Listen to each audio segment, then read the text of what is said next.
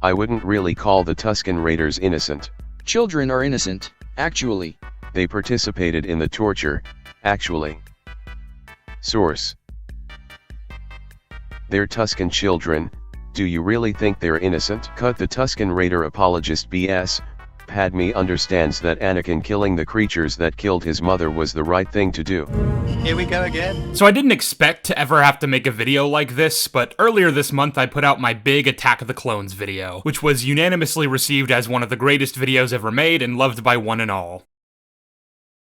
No. Nah, but in all seriousness, I wasn't really surprised by most of the backlash it got. There are a vocal amount of prequel fans in my follower base who feel I'm a bit too mean to these movies, and that's fine. It's not like we're gonna agree on everything, like whatever. But there was one bit of backlash I got that I didn't expect. And there's always one, you know, like no matter how much I try to prepare and cover all my bases and try to make sure all my points are as airtight as they possibly can be, there's inevitably gonna be points made in the comments that I just couldn't have anticipated because they're operating on information that I either don't believe, have never considered, or had genuinely never even realized was a factor. For example, I got a lot of comments pointing out how the window in Padme's bedroom had a shield around it, and that was why the droid couldn't simply shoot her in her bed once it got close. I always wondered what this green thing is here that looks like it's being sliced into, and yeah, that's what that is. I guess I never really knew what to make of that visual, but that does make sense. It's a piece of information that I didn't fully consider or know about, so there was no way for me to address it ahead of all your comments. If I did know about it, then I would have mentioned how it doesn't really do anything to change the point. Like, so the droid can just get close enough to the window and just kind of cut through the shield, and then it has unfettered access to her window and can cut a hole in it, right? Okay, so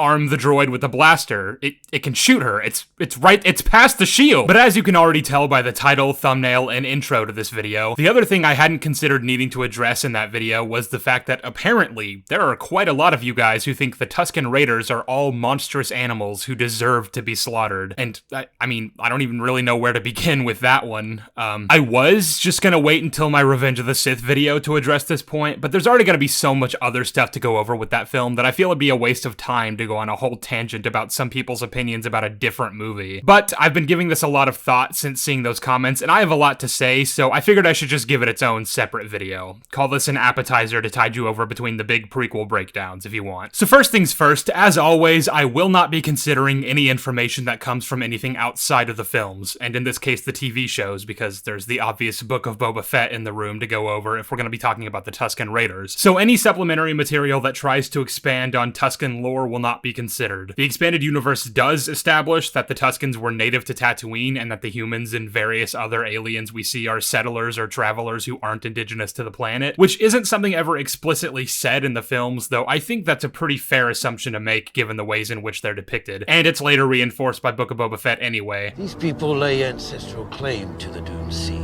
The sands have belonged to the Tuskens since the oceans dried. So I'll assume that much, but nothing else. That's a pretty important piece of information that we need to understand if we're going to be talking about the Tuskens. Because while they're often depicted as mindless savages whose only drive is to kill or otherwise torture our main characters, that's mainly because we're only being shown them through the lens of the settlers. People like Luke, Anakin, the Lars family, and the pod racers getting shot at by them in the Phantom Menace. It's easy to look at them like they're nothing more than savage animals when it's from the perspectives of the people they're antagonizing, people who seemingly haven't done anything wrong to them. But in the context that this is their home and that it's been invaded by outsiders who forced them off their own land, it becomes much easier to understand where the Tuskens are coming from. That being said, I obviously don't think it's justified what they did to Shmi, and I'm not trying to argue that it was. She was an innocent woman who did absolutely nothing to them, and they kidnapped and tortured her to death. This was a bad thing, yes. It is, however, also a bad thing to then kill an entire village worth of people for crimes committed by a few. Like, I don't know the specifics of how this tribe functions, so I can't really say it was the work of a rogue handful of Tuskens or if this sort of thing was encouraged or even orchestrated by the leaders. I have no idea. We're given no context for why this happened. But you know, I'm willing to bet that even if this was sanctioned by the guys in charge, that doesn't suddenly mean people like women and children are also to blame and should therefore be punished, right? I'd love to assume we can agree on that, but given some of these comments, I'm just not sure. So I guess I should just make this abundantly clear right now.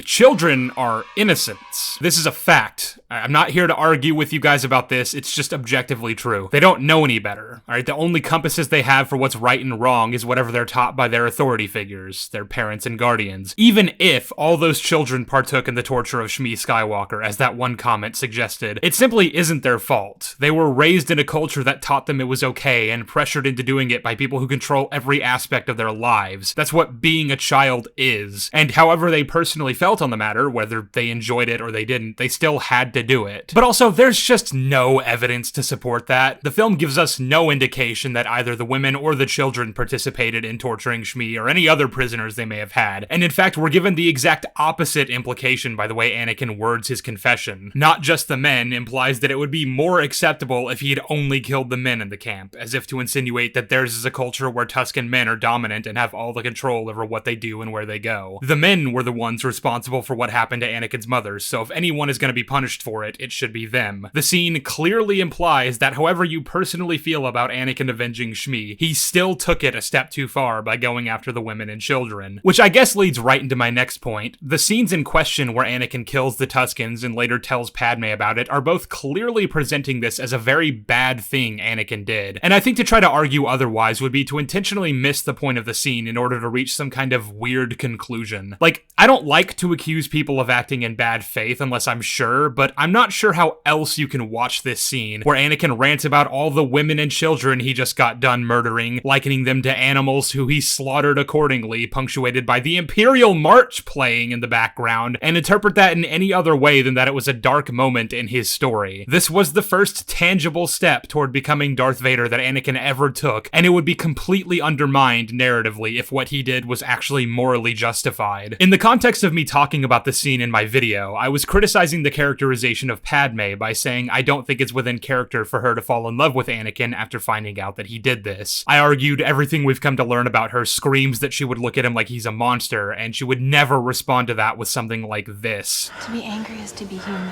My ultimate conclusion was that she was assassinated in this scene, and then tied it into a larger point about how the love story between these two characters just isn't believable. And I think the people arguing that killing the Tuskens was justified are doing so in the name of defending the movie without realizing what they're actually trading, assuming they're right. Like, sure, I guess that would absolve Padme, since she would no longer be compromising her morals by forgiving Anakin's actions, but the trade-off there is that you've taken out a major pillar in Anakin's already thin development across this trilogy. The one major moment of darkness he gets before Episode 3 has just been ripped away from him. Plus, then I'm left to question what this scene is meant to accomplish thematically, because apparently what Anakin did was totally fine, yet the language of the scene itself seems to disagree with that assessment, so that's a bit muddled, isn't it? So, you see, there are still problems if you want to take it this route, and in fact, I'd argue the issues with the scene become much larger than they were before, if your interpretation is correct. But I suppose a potential way of looking at this is that, while Anakin is justified in killing the Tuskens, it can still be depicted as a dark moment because it was ultimately fueled by anger and hate, both of which are facets of the dark side. Maybe when Qui-Gon was literally screaming at Anakin to stop, what he was really saying was, Anakin, this is totally morally correct and okay to do, but you can't do it because you're giving into your anger, by George. I mean, Luke killing Vader and the Emperor was depicted as a bad thing because of what it would do to his soul, and those guys are way more evil than some random Tuskens. I'm presenting this counter in a kind of jokey way, but I do actually intend to seriously humor it, because there is kind of a point here. I did argue in my video that it's possible for a good character to do what we might consider a net good for the wrong reasons, and therefore further their path toward the dark side. So things like Luke striking down Vader, or Anakin killing a Sith Lord when he was unarmed and at his mercy, that sort of thing. I argued that in defense of Yoda engaging in lightsaber combat, so it is absolutely true that I believe you can kill bad people and it still be seen as a dark action. Ergo, even if killing the Tuskens was morally justified, what it means for Anakin's journey into Darth Vader might still remain intact, because he clearly attacked those fuckers out of anger. There is no way of interpreting this scene as though Anakin is acting as some sort of instrument of justice. He's doing this because he hates them, and for obvious reason. But I mean, I already argued why not all the Tuskens in that camp were guilty of the crime Anakin is punishing them for, so I already feel like this point is kind of moot. Like, yeah, sure, maybe you're happy to take the stance that the specific Tuskens who captured Shmi and tortured her deserve what they got. That's a can of worms I don't even really feel like opening. But unless the movie itself says otherwise, I'm not just gonna assume the kids were in on it. The text makes it pretty clear that what happened here was Anakin became overwhelmed with hate and his grief, and he lashed out. And he not only killed the people actually responsible for his mother's death, but also those who clearly had nothing to do with it and weren't strictly bad people. I think the Book of Boba Fett seriously overcorrected in an attempt to show a more nuanced depiction of Tusken Raiders as these desert-treading nomads who aren't all evil monsters that torture innocent people. I mean, it didn't really work anyway, because the very same tribe of Tuskens we're meant to find endearing in this story are the ones who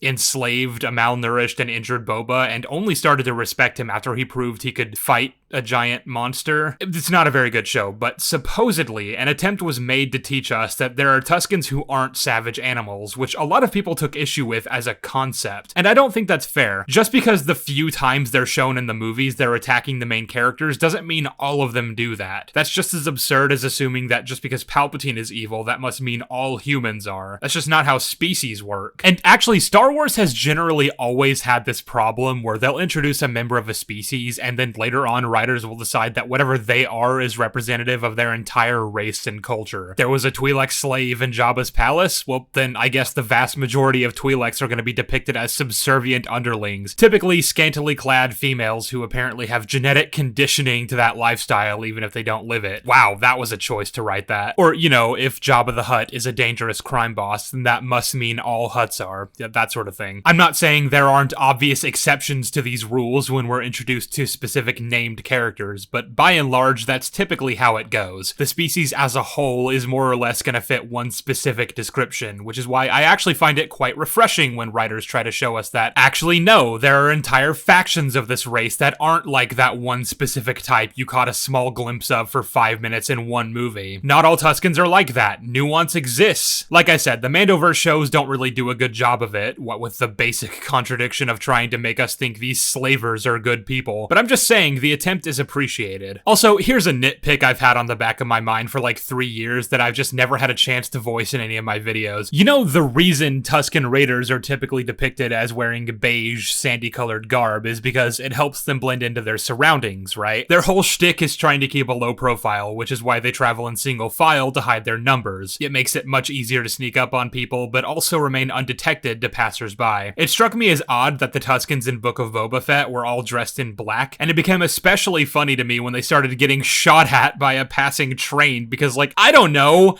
maybe if you don't want the Pikes to shoot at you, don't wear a color that contrasts with the sand and makes you stick out like sore thumbs? Maybe? So I guess the point I'm trying to make here is, in summary, yeah, obviously killing the Tuskens was bad. I don't know why this was ever a video that needed to be made. This is fucking ridiculous. It's always the one you assume is a no-brainer that ends up getting a lot of comments pushing back against it. You literally never know what to expect when you upload a Star Wars video. But I can't pretend this wasn't fun. I've been wanting to do smaller video essays as sort of supplementary content to my larger videos for some time, because those take months to make, and I'm a Gen Z who craves instant gratification, so I need the serotonin boost I get every time my phone dings with a little notification telling me I got a YouTube comment. On a more serious note, I've been considering doing more videos like this one, where I clear up points made against my larger videos. Like, I did a stream pushing back against some of the arguments made against the inhibitor chips in my Clone Wars video, and that was a lot of fun. But I think a video that more concisely lays out my arguments against those points would probably behoove me to make. Kinda like with things like the shield over the window, there were bits of information that I just straight up didn't know about why some people are against the chips, and suffice it to say, they haven't exactly